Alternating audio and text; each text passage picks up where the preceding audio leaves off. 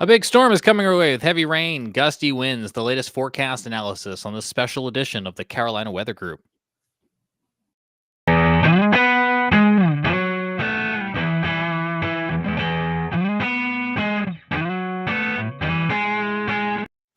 It's Friday, December 15th, 2023. I'm James Brierton in Charlotte with Frank Strait in Columbia, South Carolina, and we are preparing for the impacts of a nor'easter, a strong coastal storm that will be bringing heavy rain and gusty winds to both North Carolina and South Carolina Sunday, overnight into portions of Monday, depending on where you are in the Carolinas. In this special Friday night edition of the Carolina Weather Group, we're going to give you this forecast analysis and insights and what we think could be the impacts from this storm. That Frank, today I heard Chief Meteorologist Brad Panovich say the impacts could be similar to those impacts that we would receive from a tropical storm. What's on your radar tonight, Frank?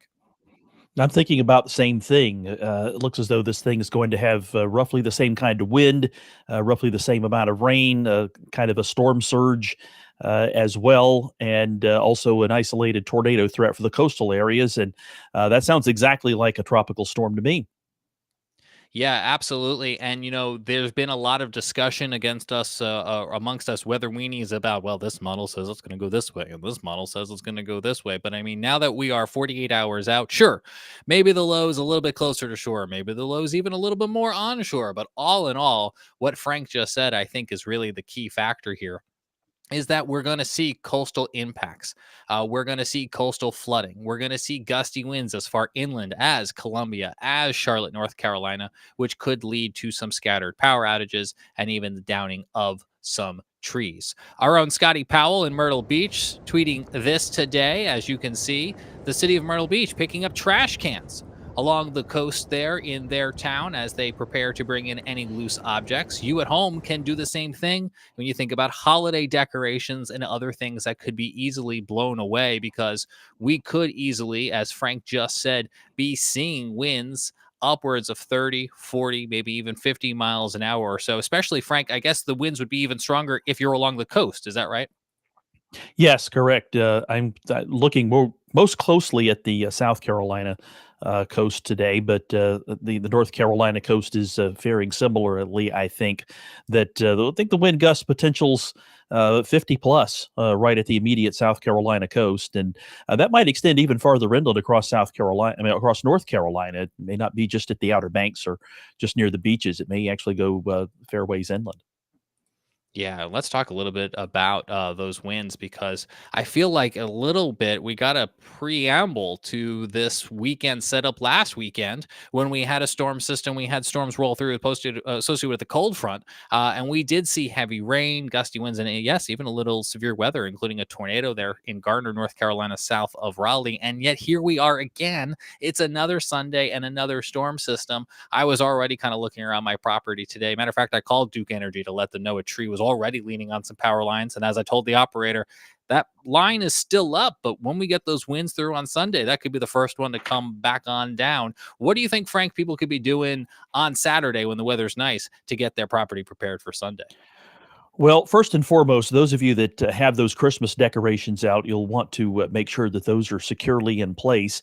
And those lawn ornaments, those inflatable Santa Claus with the floppy arms that go like that, That's right. you'll want to bring those inside because they're either going to get torn up or blown away in the winds. Even in places well inland, in the upstate of South Carolina, there's going to be winds frequently gusting to 30 miles an hour and peak gusts to 40 or so.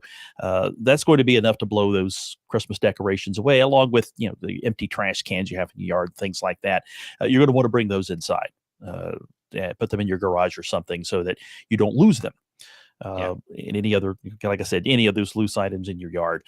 And of course, if you have decorations out, your Christmas lights, that's took a long time to put them up. You're not going to want to take them down, but keep in mind that if you don't have them fastened securely in place, they might get knocked down. And, we got a question here live from YouTube on this Friday night. Jeremy wants to know, Frank, will this system get a name as a subtropical storm system? What do you think? When this situation first started becoming apparent that we were going to have to deal with some significant coastal storm on Sunday, some of the models then were showing this thing initially having some tropical characteristics. I was thinking it wouldn't shock me if this thing ended up getting named as a subtropical storm at some point. But the models have kind of trended away from that, showing that warm core developing and the strongest winds right near the center. So right now, I'm leaning against saying this thing happened. Although don't be surprised if you see a special outlook coming out of the Hurricane Center with a little yellow X. With Or it'll like be a, 6 months from now, and they'll 10% be like, under chance. further analysis, we determined. Yeah, that too, like subtropical one from this past Yeah, year. exactly. Would it be? It would be just the perfect if we had a bookend like a forward to this Right. year There we go. with a subtropical storm back in January. We have another one in December to close things out. I do think either way, Jeremy and everyone else, it's important to note, even if it doesn't become tropical of any nature, because the chances of that are just funsies amongst us nerds, the impacts are going to be the same. And No, so that's right, the yeah. thing we're trying to Whether convey it to has a everyone. name or not, whether it's a subtropical storm or a former subtropical storm or just purely extra tropical, or Yeah. just not tropical enough to get a name, the impacts are going to be the same. There's going to be strong winds, not hurricane force, definitely in the gale or tropical storm range, a lot of rain, coastal quote unquote storm surge, and some isolated tornadoes near the coast, just like you'd see with a tropical or subtropical system. This is Frank, the GFS model. As I think we're getting a little bit of an echo here because no one wants two Jameses. That's too much. Here is the GFS model to kind of convey what this system more or less could look like late Sunday night, right about here, transitioning over to Monday. You can see how windy it will be. That's how close those lines are together, along with the intensity of that rain. And it's probably also worth noting this time of year, I know my family is amongst them, and maybe yours are too, that this storm system is going to ride up the coast then, right? So if you have friends or family, or maybe even you're traveling to the Northeast, maybe you're doing it in this the days after Hanukkah or the few days here before Christmas, you can see that as soon as this storm is done coming through the Carolinas, it's going to go right on up into the populated Northeast region, which, Frank, really begs the question. We were talking about this before the show. Why is it called a nor'easter, Frank? Well, this is a term that developed up north in your I-95 corridor in times before there was an I-95. When these kind of storms hit, they were called nor'easter, a contraction of northeaster, because the winds was out of the northeast. They're really strong. Looking at the specifics of this storm, at least in South Carolina, I haven't looked that closely in North Carolina, but at least in That's what South I'm here for. Carolina, It's good. Yeah. Yeah, it's the winds aren't really going to be out of the northeast, at least not for all that long. It's mostly going to be out of the southeast to east when the winds are strongest along the southeast coast. They're going to flip around to the north and northwest pretty quickly, and then be strong out of that direction for some hours. But you're not really a nor'easter by our standards anywhere, by the standards of what nor'easters are supposed to be. To be honest, I don't really like the term for storms in I this know. part I of the was country so to call them surprised to hear nor'easter. you say that. You were like, I Yeah. don't like this term. And I was like, oh, here I am trying to tell everyone it has nothing to do with the Northeast, it has to do with the wind direction. And Frank's like, no. Yeah, a lot of people are calling it that, but like I was telling you before the show, James, I never really heard the term nor'easter until I moved to Pennsylvania and worked for AccuWeather for a while. It's something I rarely heard, and it was mostly people from up north talking about nor'easter. Yeah. Oh, that's not like you said oyster. Anyway, here's a look at the expected precipitation totals. This is GFS, so it could change whether you look at the European or the NAM, or when we start getting into the high resolution models. But you can see 4 inches. Especially the further south you are in South Carolina, maybe 2 or 3 inches across portions of North Carolina. Good news for our drought, but just like we were saying last week, yes, we have a rainfall deficit of several inches. Yes, we are in a drought, but we don't need all of the rain at once. Matter of fact, having the rain a little bit more slowly would have been a little bit more helpful. But the winds combined with all of that rain, one of the other things we're going to have to keep a close eye on is the coastal flooding threat. And I can go ahead and pop another graphic up here on the screen. And you can see that we will have a serious coastal flooding threat across much of the Carolinas, especially in those Outer Bank regions. When you combine that heavy rain and that wind together, especially if it does start to blow, Frank, towards the northeast and try to drive some of that on shore.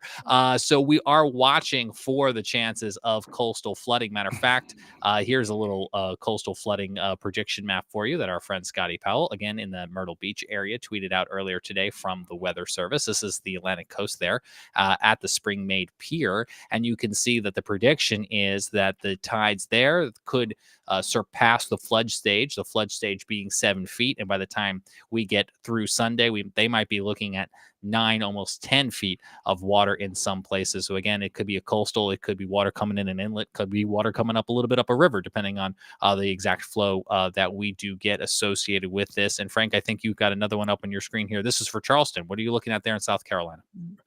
Right. Yeah. In the Charleston area, there's a little bit of uncertainty here because of some uncertainties with timing of the storm and when the strongest onshore winds are going to happen. That onshore winds push the water into the coastline and cause that quote unquote storm surge in this situation. Not really, because it's not a tropical system, but basically the same thing. But Sorry, I keep saying it just for ease, I think. right, exactly. But I'm doing the same thing too. But in this case, if those strongest winds occur right at high tide, then maybe, which is right before noon tomorrow in Charleston, that if those strongest winds occur at the same time, the tide might get a little bit higher than the 7.6-foot prediction. Right now, it looks like it's going to happen a little bit earlier in the day, but if those winds are still blasting right ashore at the time of high tide, then maybe it ends up getting higher, maybe even the major range there at 8 feet. But right now, 7.6, that's enough to cause problems. And on top of that, it looks like it's really going to be pouring down rain at the same time. And Charleston tends to get in a lot of trouble when there's just high water levels and it's really raining hard at the same time, even if it's not into the major flood range. So tomorrow morning and midday is probably not going to be a good time to be hanging out in downtown Charleston, or rather Sunday morning and midday. Probably not a good time to be hanging out in downtown Charleston. Well, most times to be in Charleston, but Sunday morning probably not. Well, Frank, you said it yourself, right? We're looking at South Carolina. I'm looking to look at North Carolina here. Similar story as we make our way along the North Carolina coast out towards the Outer Banks, Atlantic, Ocracoke, Kill Devil Hills here, right? We're looking at minor to moderate flooding, maybe even significant risks of flooding in certain places that might be facing those onshore winds. The ones that are along the Outer Banks, again, along the rivers and the inlets here. This graphic from Newport, Moorhead City, North Carolina. If you're listening to our podcast tonight, that might mean places like Emerald Isle or Beaufort could see some of that coastal flooding threat associated with this storm. And I know they're going to be watching NC-12 very closely as a result of that. Yeah, it wouldn't surprise me if Highway 12 ended up getting closed for a time in this one. It's going to be a pretty good storm up there. Yeah.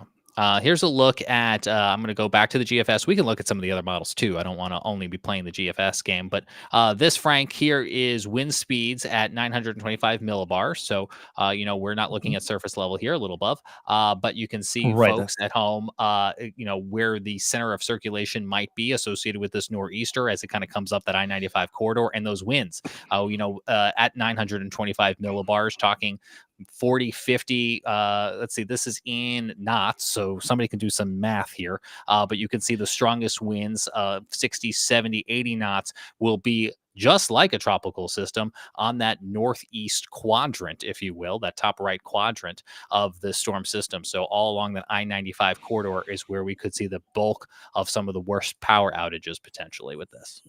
Right. To put in some context, 925 millibars, we're talking about that. We're talking about the level of the atmosphere where that's what the pressure is, 925 millibars. That's about 2,000 feet in this particular case. Which is lower than the radar coverage I have in Charlotte. Right, exactly. So I have to get that in everywhere I can. Right, it's like 3,000 feet lower. But anyway, when you have winds of that magnitude occurring at only 2,000 feet, a lot of the momentum from that wind will get pushed down to the surface. And oftentimes that 925 wind is a good proxy for what your worst case scenario peak wind gust is. Yeah, we do have a question in the chat. This one, once again, from Jeremy watching on YouTube. Thanks for being with us on the special edition on Friday night here. What are the chances of seeing tornadoes?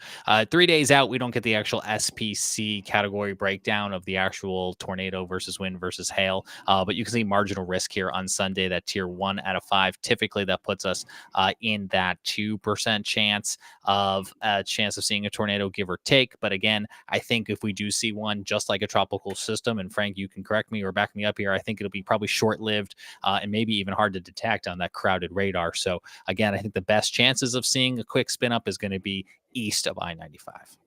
Yeah, it looks that way. You can see the outlook area is right along I-95 and points east in South Carolina, and then it kind of gets cut off there once you get north of the Lumberton area with the line northern edge of it going toward Greenville and the Outer Banks.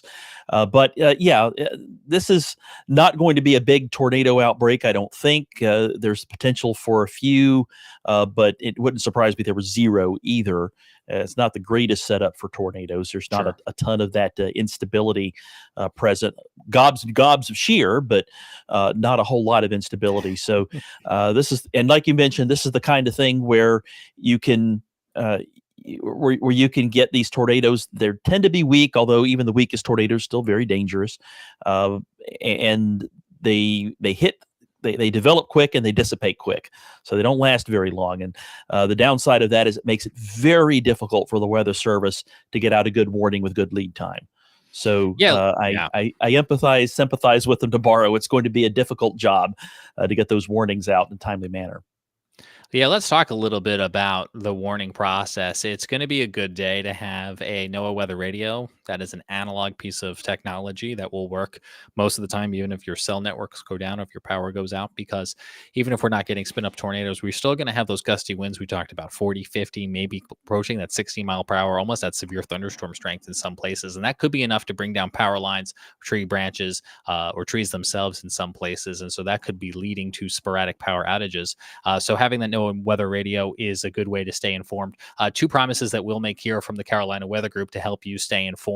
On Sunday, we will be streaming our Carolina Weather Net, which streams for free on YouTube. You can watch it any place you get YouTube, so long as our HQ still has power. And so you can get real-time warnings and radar on there. Don't make that your primary way of getting alerts, but it could be a way to supplement and have redundancy in your system. And if we do get into a situation here in the Carolinas where we have widespread power outages, we know it might be hard for you to watch and get information. We'll do some extra special audio updates on our audio podcast feed, because sometimes it's a little bit easier, Frank, to stream some audio when you have low data or low battery. It's just a little bit more conservative on those technical resources. So we could do some audio podcasts too if it comes down to it.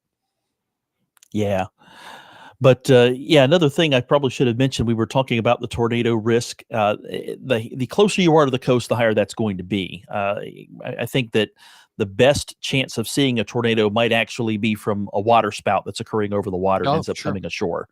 So the closer you are to the coast, the more concerned I would be about this tornado risk.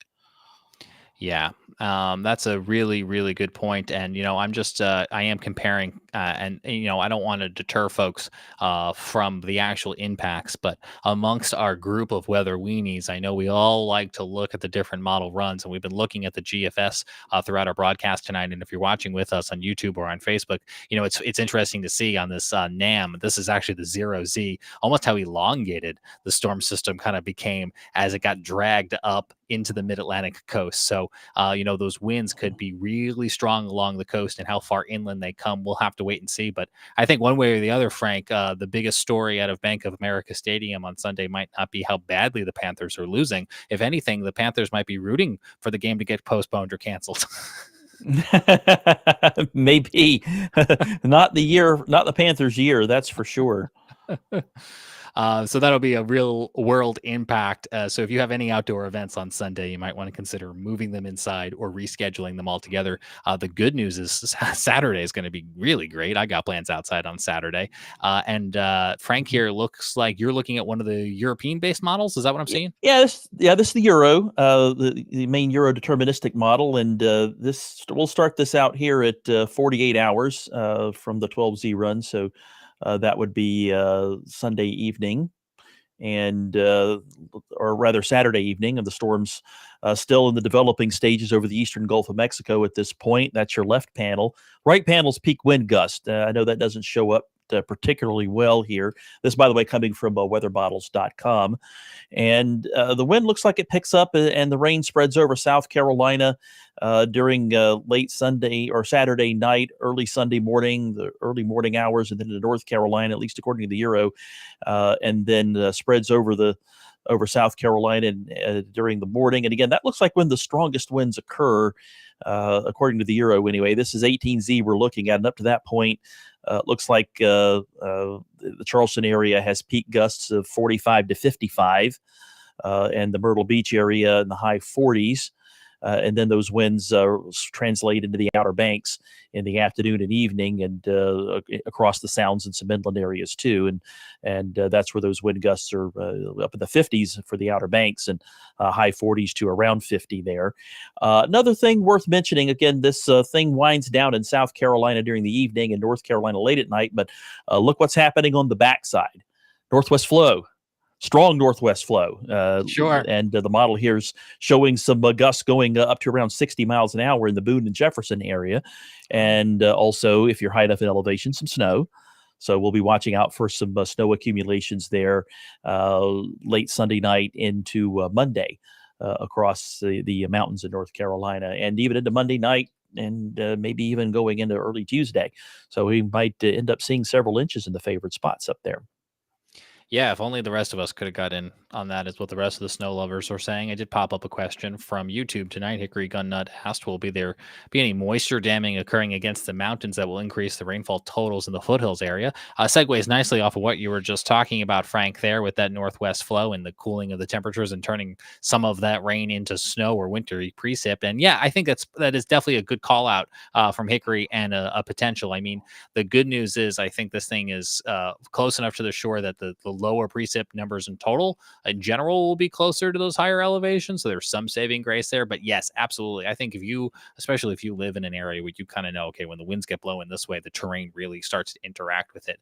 That's a good call out and something to consider. As again, we can be talking about tornadoes, we can be talking about weather models, but it's going to be those gusty winds and those rainfall totals that it really start to add up. And we talked about coastal flooding, Frank, but I guess it's also worth mentioning, if you live in a low-lying area, a street that has poor drainage, property that has poor drainage, this could be a situation where you pretty quickly get an inch or two of rain or more, and you could be seeing that repeated localized flooding if that's something you typically see in your community. Right. And one other thing worth mentioning, in addition to the flooding, there's also going to be some pounding surf, and there's going to be beach erosion. And it looks like it could be pretty significant. The Wilmington Weather Service office is really jumping all over that. And I think there you have a very good point there. Yeah, absolutely. We'll show the Euro again that Brad Panovich tweeted out a little bit earlier, talking about wave heights. I guess if you're a surfer, it's great news, but like most situations where there's good wave heights, you got to be very careful out there in those rough waters in a situation like this. Pretty tropical like here in December. Even if I were an experienced surfer, I don't know if I would try it in this case, aside from the fact the water's getting cold. Yeah.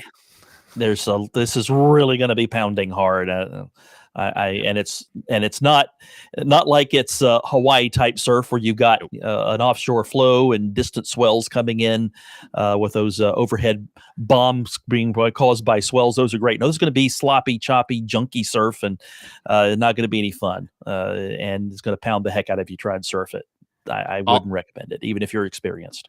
All this talk of surfing did make me want to mention again, probably for travel purposes or otherwise, Florida tomorrow, where this storm really will first interact with land, does have a slight risk of severe weather, 2 out of 5 chance there. And so that's even more like your quote unquote typical tropical system impacts, where they too could be seeing gusty winds and an even higher tornado chance, probably between that 2 and 5% chance in Florida. This is for Saturday, as that storm kind of really gets going, moves across Florida, and then we'll be interacting with our coast come Sunday once again. Right. Yeah. This is even more like a tropical storm. Not really a tropical storm, but it's going to be even more like a tropical storm Saturday, tomorrow, down in Florida than compared to even what we're seeing here in the Carolinas. Yeah, The only tab I didn't get to tonight that I do want to give a shout out to the Raleigh area. If you're watching, we know you had a lot of storms last weekend, and again, you could be in that 3-inch rainfall total range. The National Weather Service Weather Prediction Center putting much of the Carolinas, essentially I-77 to the east, in that slight risk of seeing excessive rain associated with this storm. Again, that's going to be, generally speaking, 2 to 4 inches, wind gusts 30, 40, maybe even higher in some places.